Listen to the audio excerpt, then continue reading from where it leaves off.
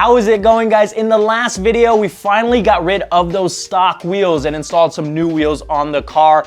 Obviously, the car is back up in the air already and we've taken the wheels off. That's kind of been the ongoing theme for the past 2 weeks. The new wheels looked great. However, there was a slight problem. These stock brakes, they just do not look good sitting behind those wheels. So today we're taking care of that problem and we're gonna be swapping these out for a big brake kit. Now we're not just installing any big brake kit, thank you sir. Inside these boxes is the Tom's Big Brake Kit that ApexI has kindly imported all the way from Japan for us. This is a 4-pot front and rear system, 330 millimeter rotors, 2-piece fronts, 1-piece rears, and of course, they are red to match the rest of the car. I am super excited to get these installed on the car, so let's go ahead, open these up, and check out what's inside. Of course, these are double boxed. Inside this box, I believe we should have the fronts. Of course, there's more boxes. Okay, here we go. So we've got some instructions that I can't read. Got brake pads, very well packed, so that's good. We have the braided brake lines, hardware, and more boxes. These should be the rotors. Let's open these up. Look at these guys. Oh man, these are gonna look so good on the car behind the wheels.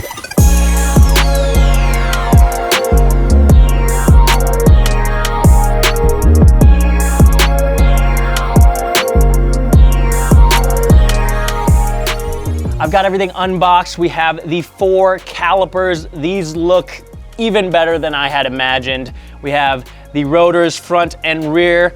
Now, it did say 1-piece rears, but these kind of look like 2 pieces to me. We'll take it. We've got the brake pads. I'm not sure what kind of pads they use. Hopefully it's not a super aggressive pad that's really dusty so I don't have to clean the wheels all the time. And then of course we've got the hardware and the stainless steel braided lines. So let's go ahead and start in the front. We'll start by removing the 12 millimeter bolt that's holding the brake line to the strut.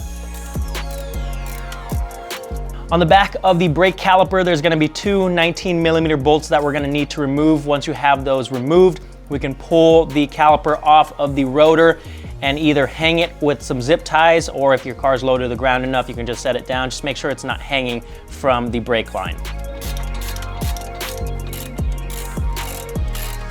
Okay, we got the top one off. There's also a washer on there, so don't forget to grab that. Now we'll just slide this off. And then I think I have enough slack to just set it on this block here without putting any stress on that brake line. Yep, should be good. Now we can pull the rotor off. Now this doesn't seem to want to come off, so what you can actually do is take the bolt that was holding the brake line to the strut, and you'll see 2 holes on the rotor right here. So what we can actually do is thread this bolt into either of those holes, and then we can slowly tighten it down, and that's gonna push the rotor off and break it free. There you go, easy as that. We do need to modify this dust shield that lives on the back side here. Since we are installing larger calipers, we need to trim it to make sure there's no clearance issues. It's just held in place with 3 12 millimeter bolts. I'm gonna take this off, trim it, and then paint it to make sure it doesn't rust.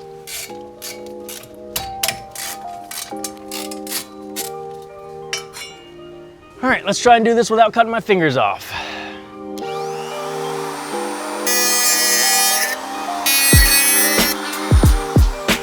Okay, now I just need to paint this so it doesn't rust, and then we can reinstall it on the car.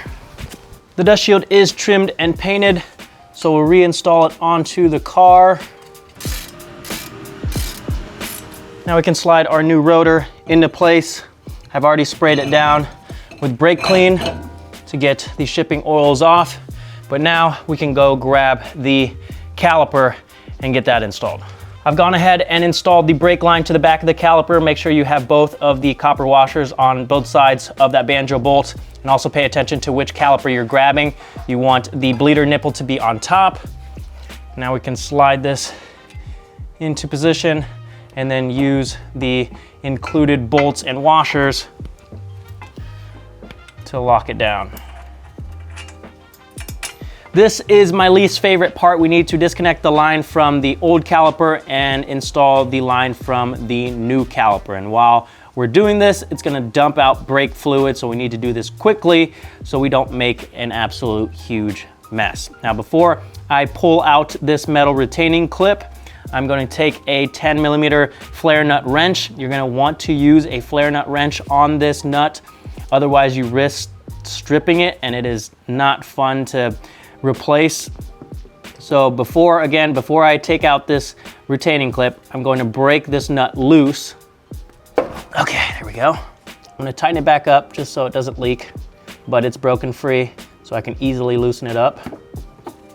Now we're gonna take some pliers and grab a hold of this and try and work it free. Chances are it's on here pretty good. There we go. With that removed, that allows us to pull the old brake line straight down and out of this bracket once we have the flare nut completely unscrewed. Before I do the disconnect though, I'm gonna grab a bunch of paper towels and stuff them in here to soak up all the brake fluid that's gonna come out. All right, let's see how quickly I can get the old line off and the new line reinstalled. Don't forget to put a drip tray underneath as well, because you're probably not gonna catch everything with just paper towels. Come on. All right, there we go. I'm making a mess. Okay, I think I got it on there. Oh, I'm an idiot, guys. I forgot to put the nut on the top side of the line to lock this into position. Okay, I gotta take this back off. Don't be like me. Pay attention to the small details. God damn it. All right, so there's a nut that goes on the top of this new line that holds it into place, and that basically replaces the retaining clip that we removed. Most kits just reuse that retaining clip and they don't have this nut that I forgot to install. So I'm gonna use that as my excuse as why I forgot. Doesn't need to be super tight, just snug. What I'm gonna do now is take some brake cleaner and just spray down this area. The brake fluid is corrosive, so we don't want that eating away at the paint and such.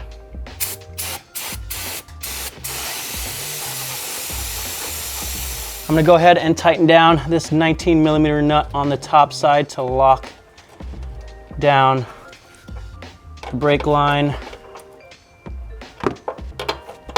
Okay, that should be good.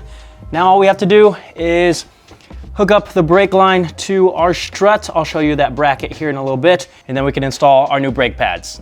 Let me show you guys this system they use to hold the brake line in place instead of the traditional bracket. You've got this plastic piece here with these two nuts. We're gonna unscrew this top nut, and then it comes with this metal bracket.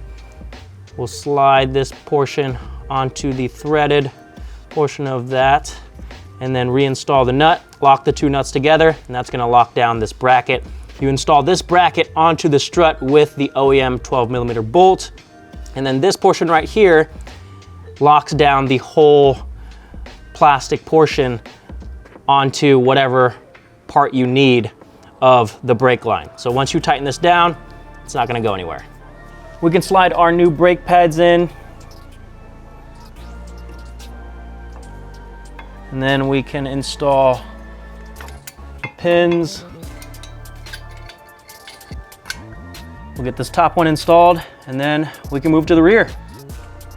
So for the rear, the process is essentially the same thing. It's just different size bolts, so I'm not gonna put you through the whole install process again. I will say though, don't forget to disengage your e-brake, otherwise you're not gonna be able to pull the rotor off, or if you are somehow able to pull the rotor off, you're probably gonna damage your e-brake system.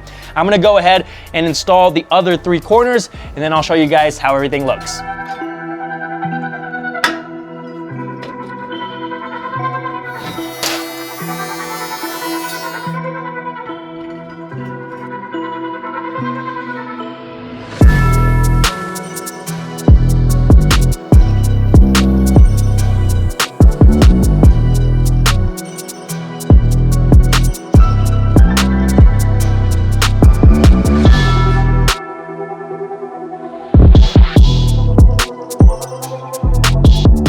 All I've got left to do to finish things up is to bleed the brakes to make sure the air is out of the lines, and then we're good to go.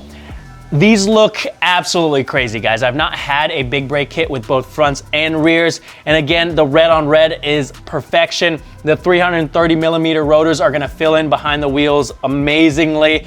You guys are gonna have to wait until SEMA to see how they look behind the wheels, and with everything put back together, I've still got some work I need to finish up, but that is gonna do it for today's video. Huge shout out to ApexEye for helping me get my hands on these. If you want to get more information on these for yourself, the link is down in the description. Hopefully you guys are enjoying the content. If you are, make sure to hit that subscribe button. Give this video a thumbs up. Thank you guys so much for watching, and I'll see you guys at SEMA.